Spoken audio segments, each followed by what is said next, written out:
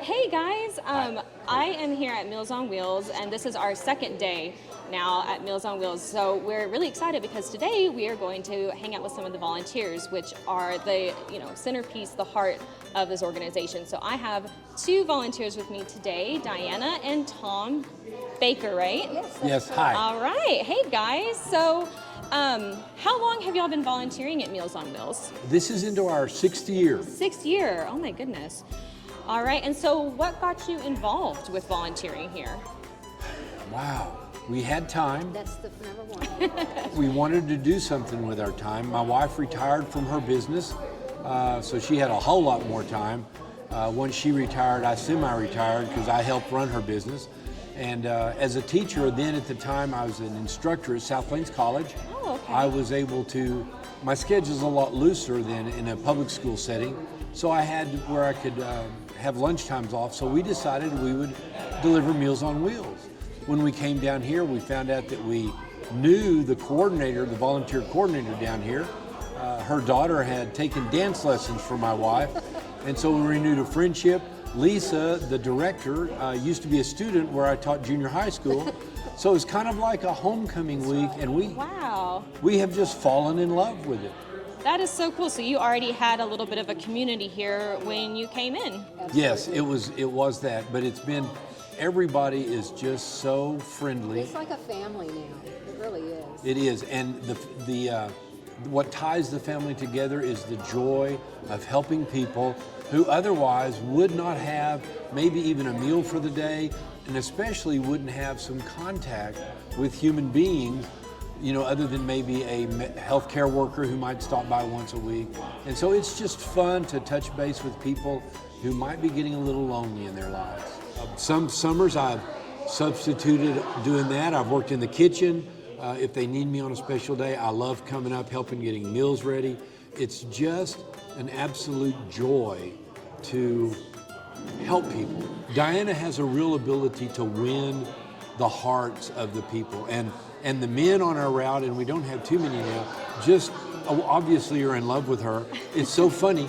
Sometimes if I'm just the one that shows up, you can see they're happy to see me, but it's not like when Diana shows up with me. It's like we just decided to have a party. And so Diana's there with us. And so it really makes it a special time to do it together.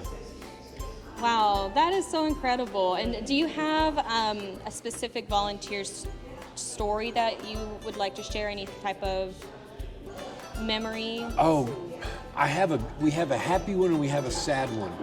Let's go with the happy one first. Okay. Ovella, whom you'll talk to today, she had been out of church for quite a while because she couldn't go. And so Diana and I said, well, could we come over and do a Bible study with you?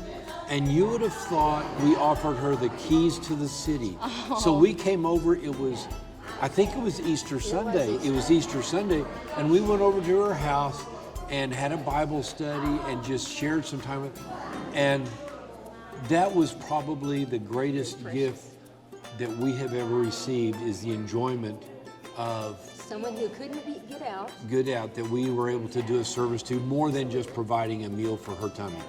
So that was good. The sad one, we had a gentleman from Santa Fe, New Mexico, that we just fell in love with because we spent a lot of time in Santa Fe. And he had been off our route for several weeks, and we finally checked on him. He had been hospitalized.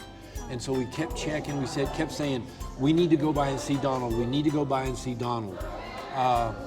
When we just finally were able to get there, we went up to the hospital room, and sadly, about 45 minutes before we arrived, he had passed away. And his son could not be there with him. The only person he had with him was a hospital staff member to give him some comfort in his last minutes. And I made the determination there, I'm going to not put things off. If I get the urge that I need to do something for someone, I'm going to do something for someone and not wait. Wow, oh my goodness, that's incredible. So we are some of the only contact a lot of these people have. Right. My name is Barbara Bewlin. I'm the volunteer coordinator here at Lubbock Meals on Wheels. I've been here 22 years, will be 23 next month. This is my cohort, my assistant, Marissa Crawley, and I've worked here for about a year. Yeah. And we fill the routes, we get new volunteers in, we train them, we get them ready for delivery, helping in the kitchen, wherever we can use the volunteer help here.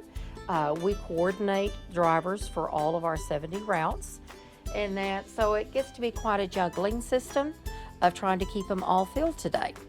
And Marissa has helped a lot with getting in all of the new volunteers. You might tell them your process. Yeah, so whenever somebody fills out their volunteer forms at our website, I receive them and I am in communications with them. So I set them up for orientation. I explain what kind of volunteer opportunities we have and all that good stuff. We're running a little over 1,500 volunteers in our database right now.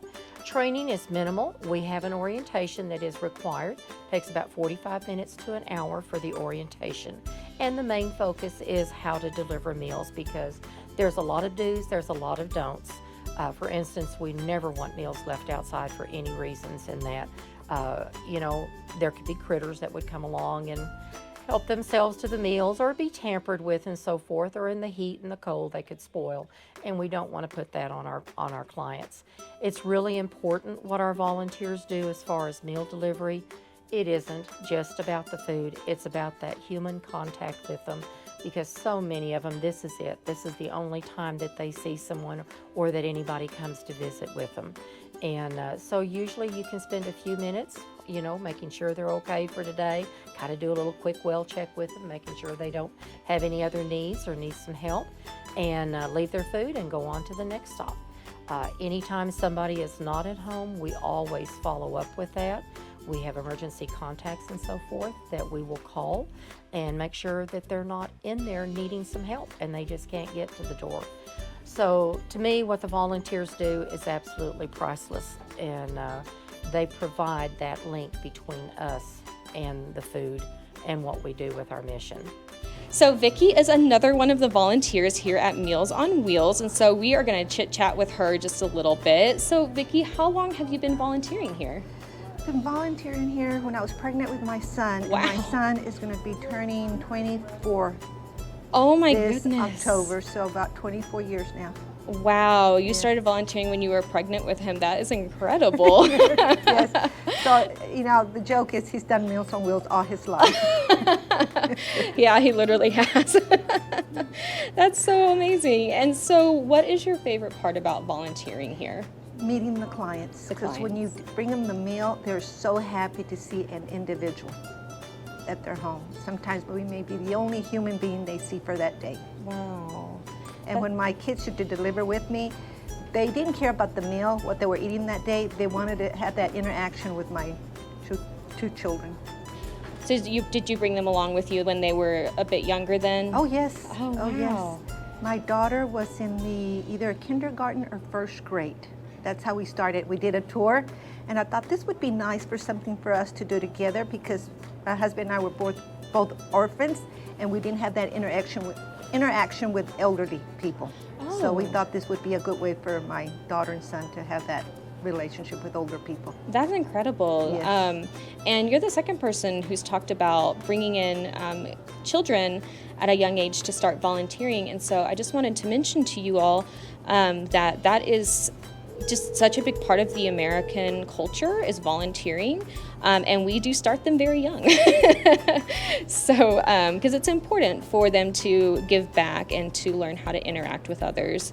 It's just a great social skill development, and it helps grow their heart as well. Yes, and I thought, well, this is something to start with her and I. So during her lunchtime in school, I would pick her up for her lunch, period, and we would do Meals on Wheels. Oh, wow. Yes. That is so great. And so you mentioned, getting to see the clients and that sometimes you're the only person they've seen all day. Do you have any special memories of anyone in particular or special stories you'd like to share? We had a gentleman that every day we went, when we did our route, we first started with a route, well, not a route, we were like volunteers who were on call. Oh, okay. But then I got a real job. So then we got the route. But there was a man that would always give us a blessing every day. Oh, wow. I think he was a preacher Oh, okay. before he retired. Yeah. But yeah, he would give us his blessing. And then there was another couple, they would give my kids candy all the time. And we didn't do candy at our home.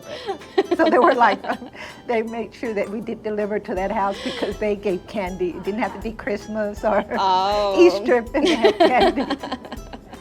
So they really enjoyed Yes. that stop then. Yes, they did. Oh my goodness, that's incredible. Well, do you have anything else you'd like to share with us today? Well, you know, when you start them young, you said this is the American way. You know, they grow up being loving, and to this day now my daughter has her own route.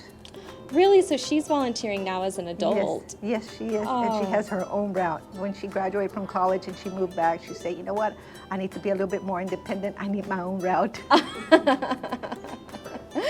That is so cool. Well, Yes. thank you so much, Vicki, for sharing with Oh, you're us. It was welcome. really lovely to meet you.